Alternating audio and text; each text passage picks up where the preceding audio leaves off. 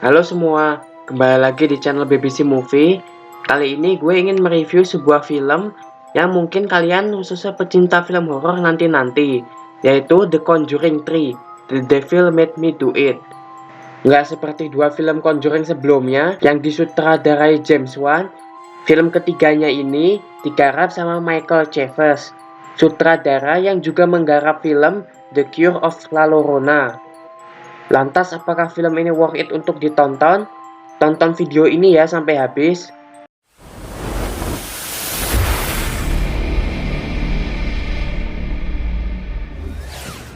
Film diawali dengan proses eksorsisme terhadap bocah 8 tahun yang bernama David Glazer.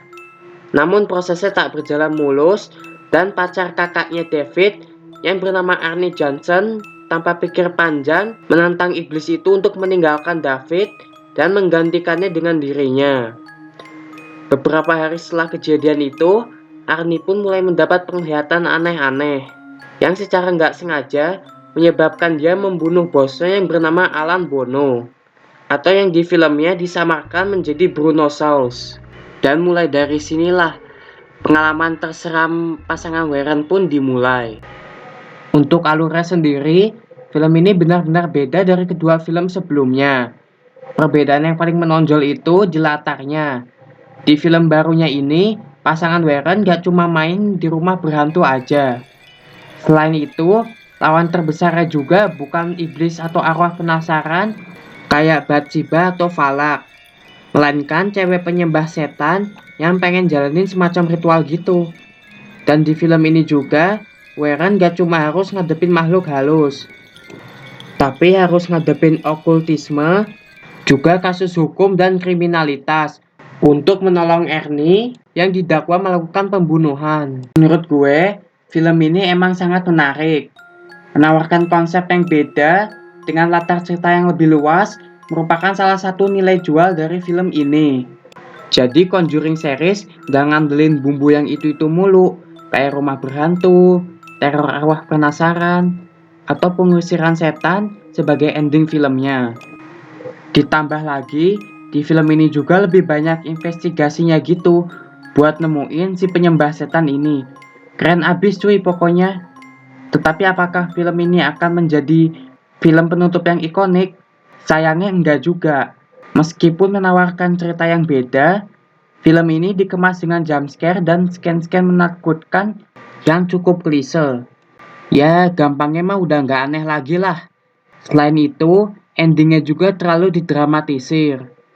Tapi yang cukup mengecewakan adalah kurang tuntasnya cerita terhadap sang okultis itu sendiri. Latar belakang dia memang diceritakan, tapi tujuan utama dia melakukan ritual itu nggak dijelasin lagi.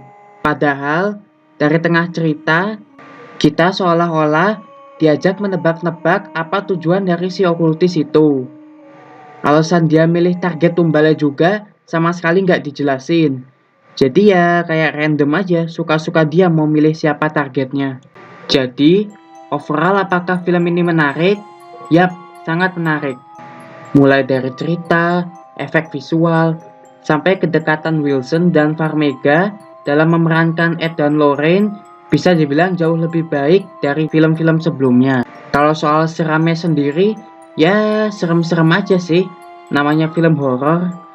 Tapi kalau kalian berekspektasi pengen lihat gaya-gaya horor ala Conjuringnya James Wan yang kental akan psychological horornya, mungkin gak bisa terlalu berharap dari film ini. Karena film ini justru lebih banyak bumbu action dan romantisnya. Dan film ini benar-benar menggambarkan kalau manusia bisa jauh lebih menyeramkan dari iblis itu sendiri. Oke, segitu dulu aja review kali ini. Karena ini video review pertama gue, jadi mohon maaf kalau masih banyak kekurangan. Silahkan komen sekiranya apa aja yang perlu diperbaiki. Dan tolong untuk mengklik tombol like dan subscribe-nya. Makasih dan dah.